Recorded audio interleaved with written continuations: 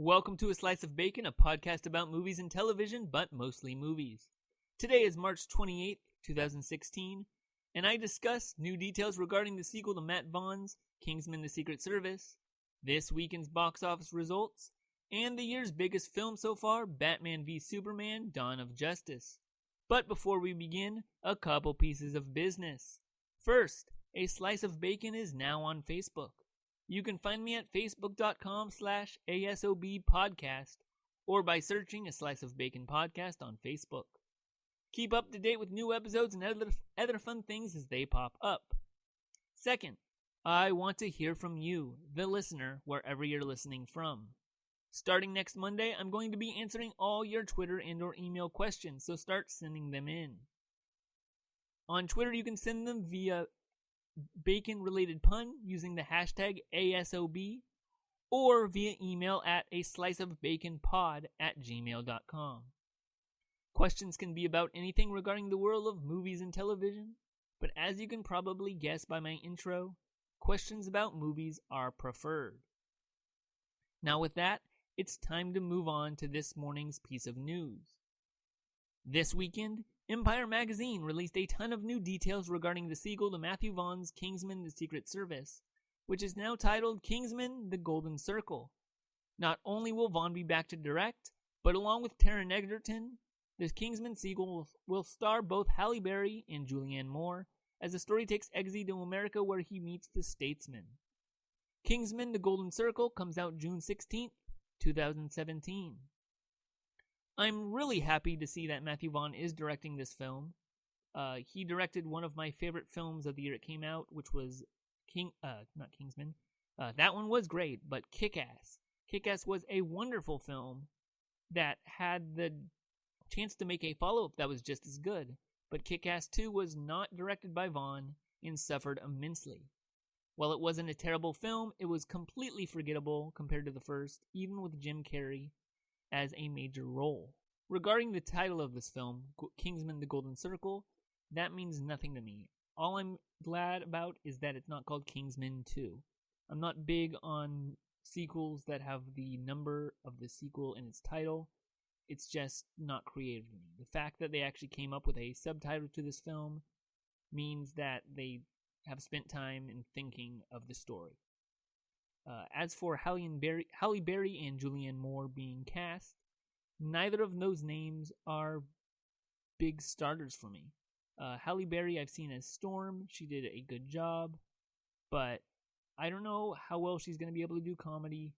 That said, I was not completely on board with Colin Firth when he was announced, so she could be great, as Colin Firth was great in the last film.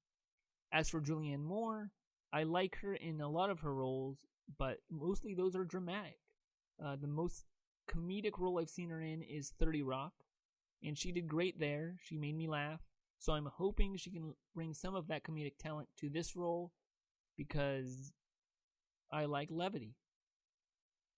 Finally, as for bringing the story to America, I hope that they go for a pseudo Bourne versus Bond style.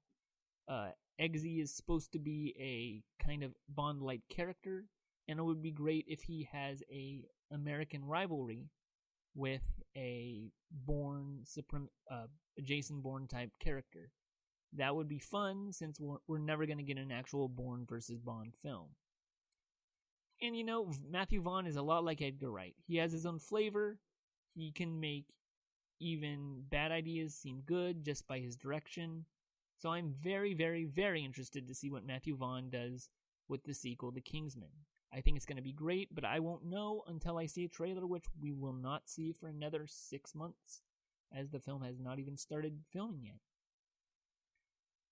And now it's time for the weekend's box office results. This was a major Easter weekend for Batman vs. Superman: Dawn of Justice, which made $170.1 million, breaking a ton of records for March. In second place was Zootopia with $23.1 million, My Big Fat Greek Wedding 2 in third place with $18.1 million, Miracles from Heaven in fourth place with $9.5 million, and finally, rounding it out was the Divergent series Allegiant in fifth place with $9.5 million. My original prediction had swapped Divergent series and Miracles from Heaven, I thought Miracles from Heaven was going to get 5th place. Divergent series did much worse than I thought it would do. Although I shouldn't be surprised, the reviews were terrible. As for My Big Fat Greek Wedding, even though reviews were terrible for that one, its first film did so well, I did not see this one failing, at least on the first week. We'll see how it does next week. I think it's going to do much worse than 18.1 million. I think it's going to do worse than 9.5 million, but we'll see. What will be interesting to see next weekend is how badly Batman vs. Superman falls. Is it going to fall by a lot, a little? That will be interesting. It'll be number 1 again, but how much will it make is going to be the interesting question. Speaking of Batman vs. Superman, I saw it this weekend and would like to do a mini review of it. Everyone and their mother has done a review of the film. That's why I didn't do a bonus episode over the weekend. I figured because it's Easter, there won't be many news stories on Monday. I was correct. So because I have the time, I want to talk a bit about Batman vs. Superman. Now, before I reveal spoilers, I have some good and bad things to say about the film. First, the good. Batman. Ben Affleck is the new quintessential Batman. He's the new quintessential Bruce Wayne. He's very suave. He can do action scenes well. He was the best part of this film by far. I don't know if that was just because everything else in the movie was so bad that I'm forgiving the Batman stuff for being the best, but I would love to see a Batman standalone film starring Ben Affleck, directed by Ben Affleck, and also with Jeremy Irons in it, as he, I believe, is also the new quintessential Alfred.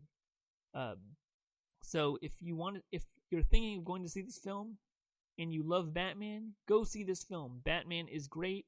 They do go over his origin story, but that's in the first 5 minutes of the film. The first 20 minutes is great because you see the events from the first film, Man of Steel, in the eyes of Bruce Wayne, and that was great to watch. It was one of my favorite moments of the film. It might be one of my favorite superhero film moments ever. So definitely check out Batman. Wonder Woman's theme was also really well done. It was a drum beat, and it perfectly represented Wonder Woman when she finally came into the film, which you know happens because it was spoiled in the trailers. So listen to that. If you don't want to watch the film, go to Spotify, look up the Batman vs. Superman soundtrack, and check out the Wonder Woman theme. It is labeled as such. Finally, the action was a lot of fun to witness. Zack Snyder is a visual director. He knows how to direct action very well. Even if it's incoherent action and you don't know how it relates to the context of the film, it looks fun and you want to love it. And I did love it. The final fights in the film, the final 30 minutes of fighting in the film were great. The Batman vs. Superman fighting was fun. The other fighting was fun, not to give away too much, but I liked the action. Of course, that was the good stuff. Now for the bad stuff. 1. The writing. The writing was horrible.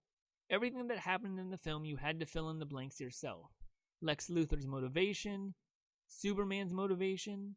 The only character that had an arc was Batman, and even his arc was just going from murdery to less murdery. Other parts of the writing that were bad, I will have to go into with spoilers. So if you want to hear my thoughts on that, keep on listening. Another bad thing was the editing. 30 minutes of this film were cut out to keep this movie from being rated R and from running too long. Yet somehow they still kept a totally unnecessary plotline that moved parallel to the film, which gave you no new information than you got from any of the other plots in the film. And to boot, it was boring, and in a film that had a lot going on, I was far too bored by a 2.5-hour film. And finally, for the bad, is the music. I'm not a big fan of Junkie XL. I didn't mind the Deadpool soundtrack, which was all Junkie XL, but if you have Hans Zimmer doing the score, just have him do the music. I like the orchestration, and whenever there was just orchestration, it was wonderful. But besides the Wonder Woman theme, all the other music kind of took me out of the film. I kept noticing it, and in my opinion, the best soundtracks are unnoticeable, or they add emotion to the scenes. That was not the case in this film, at least from my perspective. With that, it's time for spoilers. So if you do not want spoilers of Batman v Superman, shut the episode off now, because the rest of this episode is going to be spoilers. With that, let's talk about the Justice League introduction. How terrible was that? We find out that Lex Luthor not only created the names for the heroes, as you can see in the email extensions, they have WW for Wonder Woman, FL for Flash, C for Cyborg, and A for Aquaman.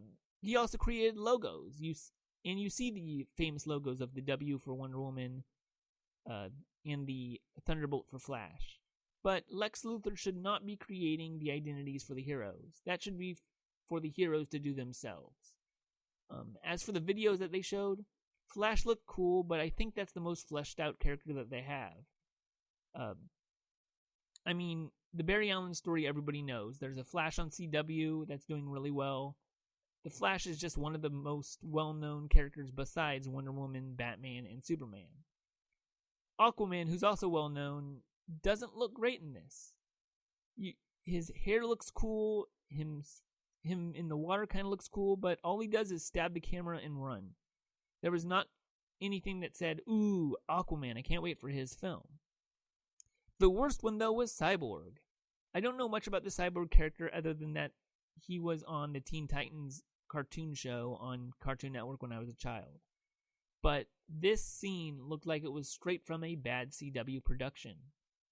He literally gets his body from a magic box, which is unexplained in the film. I'm sure the comics explain it, and I'm sure some comic book people can explain it to me because of those comics. But as a moviegoer, I should not have to read the comics to understand what is going on in the film. And I feel like a lot of this stuff would have been explained if I read comics, but I don't. So, filmmakers need to realize this. A superhero film, or any film, needs to be accessible by your general audience and not just by superfans. At least if you're doing a major theatrical release and you're spending millions of dollars on it. Now, going back to what I said earlier about the writing, now that I can talk spoilers, I can talk about the nightmare sequence with Batman almost getting murdered by Superman. That was a really cool scene to watch. It looked amazing, but it had no place in this film. Now, maybe this scene made sense to people who read the comics. Again, I shouldn't have to read the comics to understand what's going on in a film. So, if that's the case, screw you, Zack Snyder. I hated it. If this scene had been referenced later in the film, that would have been fine and dandy, but it wasn't. It was a throwaway scene that looked cool, but nothing came of it. And I doubt anything will come of it in the future films more than maybe that's how the first film begins of the Justice League, with a flashback, because there's no way we're actually going to get to a futuristic world where Superman kills Batman. If anything, Justice League is going to be about how they go back in time to avoid this future. But we'll see. I don't know much about the Justice League film. I don't know much about the comics, so who knows? As for the other writing, I have more questions about the film than I have answers. Earlier I mentioned the editing and how there was an unnecessary subplot. And that was some of the bad writing.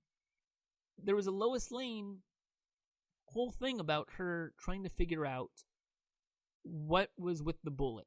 And we find out that it was Lex's bullet and he had made it himself. Why he made it himself, so it could be traced back to him, I have no clue.